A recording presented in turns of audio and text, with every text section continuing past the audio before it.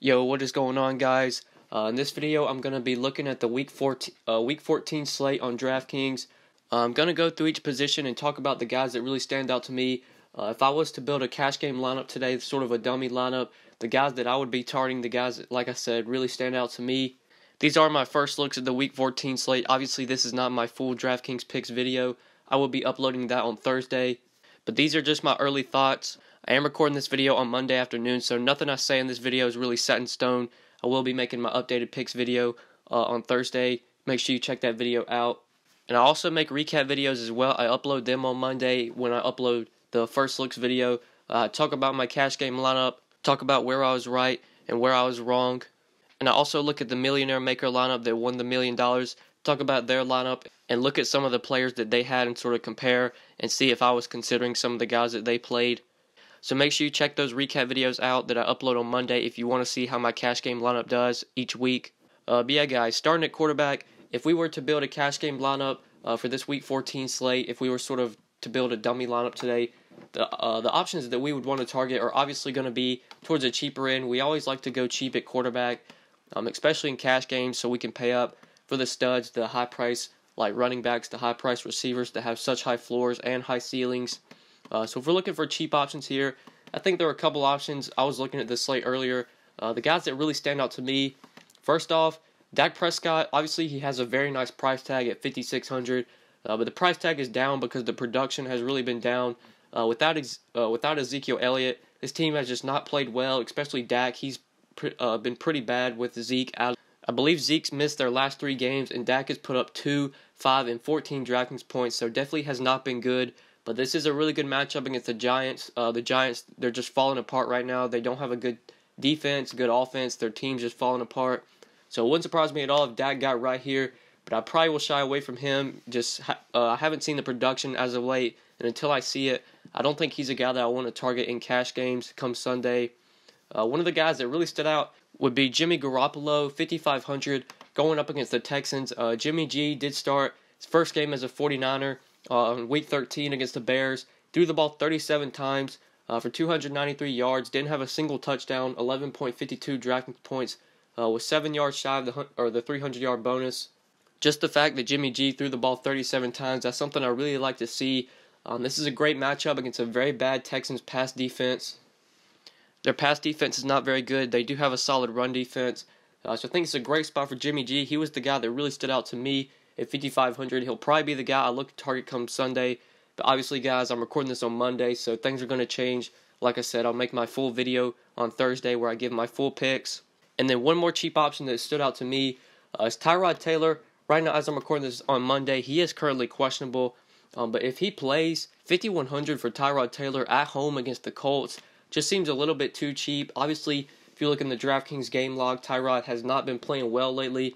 Against the Saints, he only put up 4 DraftKings points, only threw the ball 18 times. The Bills did get blown out in that game. Against the Chargers, the Bills got blown out in that game. Tyrod did have sort of a better game. He actually came in for relief in that game. He didn't even start. Peterman started that game, and Tyrod came in for relief. But Tyrod still put up 19 DraftKings points, 14 DK points against KC. Last week against the Patriots, he put up 4 DraftKings points. It was a really disappointing game. He did get hurt in that game towards the end. He did get carted off the field, so I would say it's probably unlikely that Tyrod plays. But if he somehow does, $5,100, really cheap price tag on him. He is definitely a guy that stands out to me. The cheap cash game options that stand out to me on Monday are probably Tyrod if he plays, Jimmy Garoppolo, maybe Dak.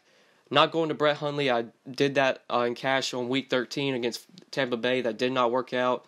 I don't think I'm going to be targeting Brett Hundley. I just don't think he's that good of a quarterback. And with how much success Green Bay's having running the ball with Jamal Williams, I don't think Hundley's really going to chuck it 30, 40 times, even though it's a great matchup against the Browns. I'll probably shy away there. I think that's it for quarterback. The cash game options that stand out to me right now, early looks are Prescott, Garoppolo, maybe Tyrod if he plays. But moving on to running back, one of the reasons I say this all the time, one of the reasons I like to go cheap at quarterback is so I can fit in these expensive running backs. These guys have such high floors, which is what you want in cash games. One of these top options that really stood out to me was LeSean McCoy at $7,200 going up against the Colts. We're getting Shady at home this week in Week 14. And if you just look at Shady's home and road splits, look at the DraftKings game log, 6 games at home this year, 6 games on the road.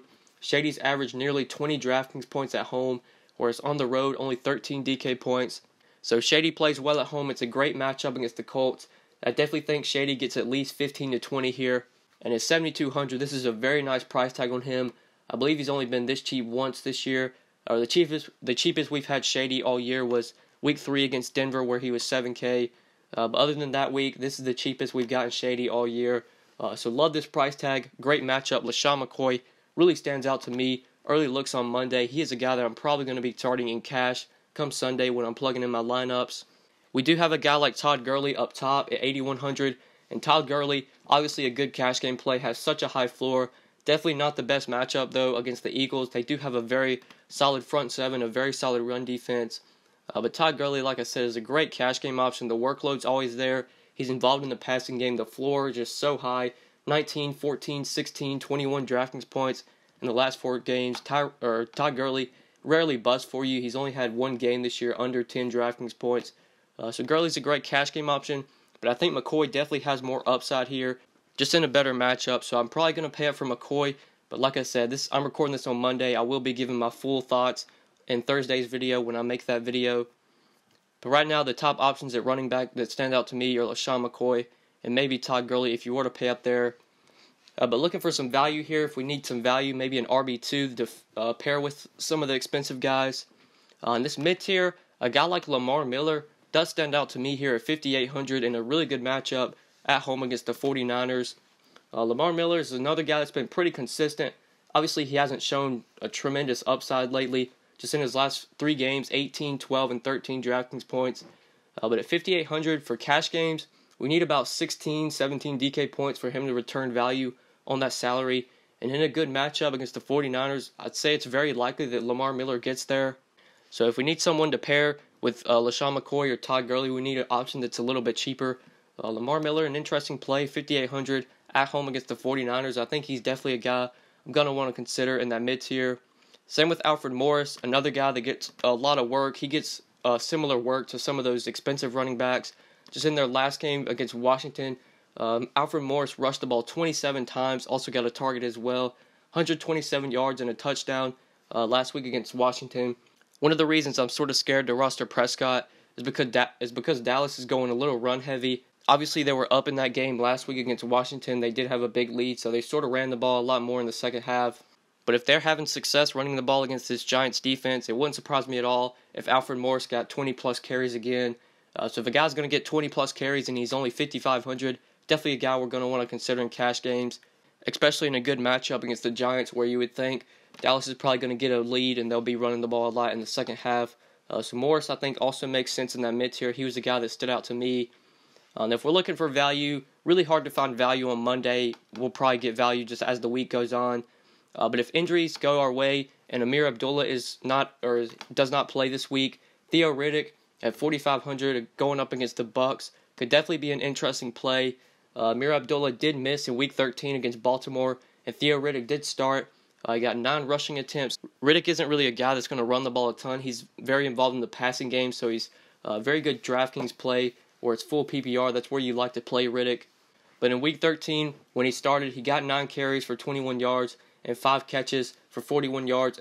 He did have a rushing touchdown. Finished with 17.2 DraftKings points. So if Amir Abdullah is out again this week, come Sunday, THEO Riddick at 4,500 could be a potential value play. Did see a big increase in price, but if Abdullah's out, Riddick's going to be involved in the passing game, which is so valuable on DraftKings. So I think he does make sense as a value play. Early looks at this slate, he was one of the value plays that stood out to me. But yeah, I think that's it for running back. Let's go ahead and look at some receivers that we can target. This is another position I like to pay up at. Try and get an expensive option here.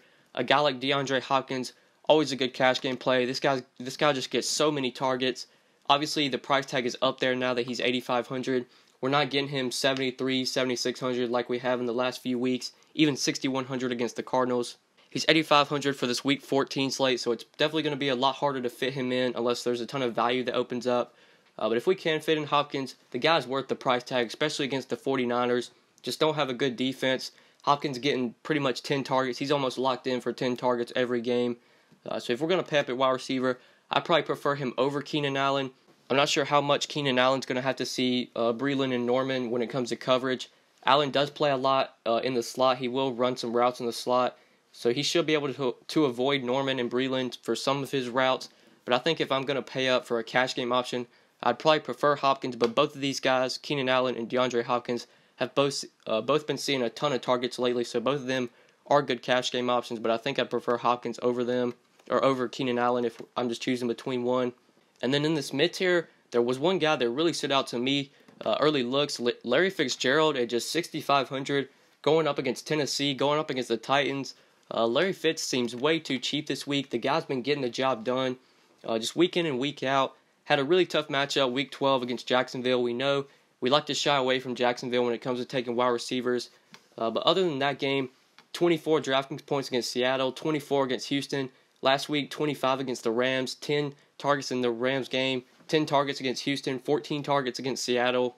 So Larry Fitz at 6,500 I think is definitely going to be a guy we're going to want to consider. I think the price tag is way too cheap for the matchup. He's getting 10-plus targets, and anybody that's getting 10-plus targets at mid-tier price, especially in a good matchup, definitely a guy we're going to want to consider for cash. So Larry Fitz in that mid-range. I think him, Marvin Jones was another guy that really stood out. We do want to target Tampa Bay when it comes to taking opposing receivers. They don't have a very good pass defense. Will be interesting to see if Matthew Stafford plays. He did get injured against the Ravens on Sunday. Will be interesting to see if he plays. If he doesn't play, I'll probably get off of Jones and Tate. Won't be really considering those guys. But if Stafford does play, Marvin Jones, Golden Tate, Larry Fitzgerald, those are some really good options in that mid-range. Those are some options that really stand out to me. And if we are looking for value here, it's going to be hard to find value on Monday, but some cheap options that stand out to me. A guy like Josh Gordon, 5,500, did see a big price increase, but great matchup this week against Green Bay. A very bad pass defense, a struggling pass defense. Josh Gordon's season opener against the Chargers in Week 13, he did get 11 targets. Obviously, was very inefficient. He only got 4 catches out of those 11 targets. But a lot of that has to do with DeShone Kizer. Kizer's very inaccurate, can't really throw the ball on target. If Josh Gordon had a good quarterback, this dude could be like one of the best receivers in the league. I think he already is. But the fact that the Browns were kind of forcing him the ball in their opener, it just shows they're trying to get him the ball as much as they can. And if he's going to continue to see 10-plus targets, even with Kizer at quarterback, I think he has to be a guy we want to consider, especially with a much better matchup this week. Even though the price tag has started to increase, if the targets are going to be there, Josh Gordon is a guy we're definitely going to want to target in sort of that mid-tier, cheaper end. Then 5K and under, value plays. Obviously, it's going to be hard to find value on Monday unless plays open up. It will be interesting to see if the Oakland, their passing game, what goes on with Amari Cooper and Crabtree. I believe Crabtree is only suspended for 1 game, so he should be back this week. Not sure if Cooper's going to play. But Seth Roberts, Cordell Patterson could be interesting value plays. Maybe a guy like Josh Doxson has been seeing a lot of targets lately, but really tough matchup against the Chargers. They have some really good corners that can definitely shut down Doxson. But like I said, the targets have been there lately. The production's kind of been there. He's got a cheap price tag. Could be a potential value play. But yeah, that's what I'm seeing at receiver. Hard to find value this week. Obviously, the top options here like Hopkins, Allen, Larry Fitz really stood out to me. Maybe Marvin Jones if Stafford plays. Those are some good options. But moving on to tight end. In cash games, always a position I like to go a little bit cheaper. Never usually pay up at tight end. There's definitely one injury we're going to have to watch throughout the week at this position, and that is Zach Ertz at the top. If Ertz does not play this game against the Rams, then Trey Burton probably becomes the cash game lock when it comes to tight end. He's only 2,900, great value if Zach Ertz is out. Probably will be the guy I play come Sunday if Ertz does not play. When Ertz has been inactive, I know he was inactive in Week 9 against Denver. Trey Burton got 4 targets, 2 catches for 41 yards and a touchdown, 12 DraftKings points. When he came out of that game in Seattle, I believe Zach Ertz got hurt around halftime or maybe in like the third quarter. But Burton saw 7 targets in their last game against Seattle. Obviously, Ertz was out for some of that game. Got 4 catches for 42 yards. So Zach Ertz is out come Sunday. Trey Burton, definitely a great value tight end we're going to want to target. Always like to go cheap at this position, so he is a guy that stood out to me early looks at this slate.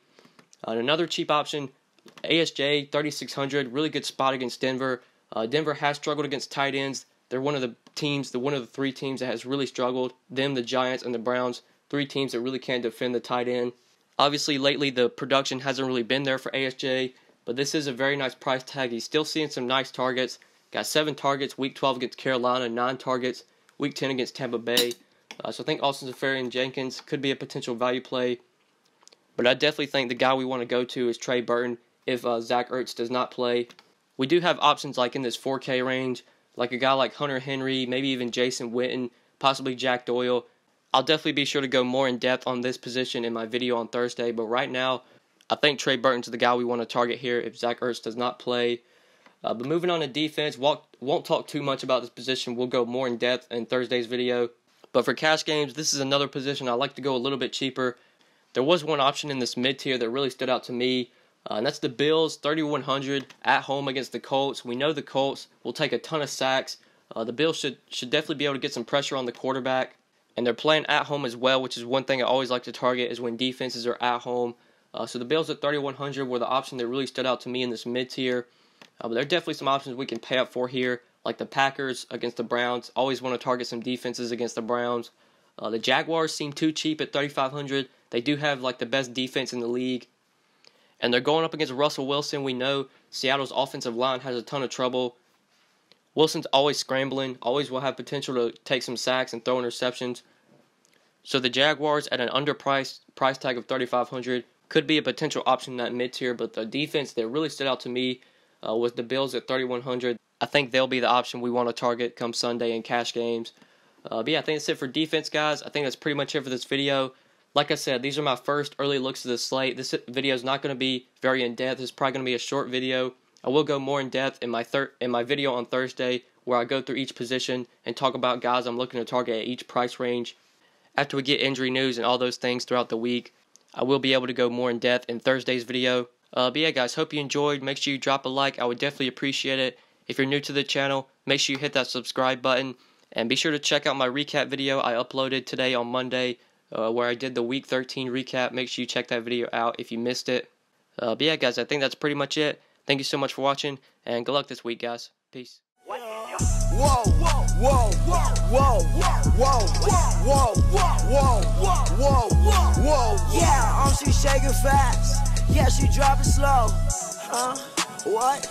Yeah, neck on fro. Whoa, whoa, whoa, whoa, whoa, whoa, whoa, whoa, whoa.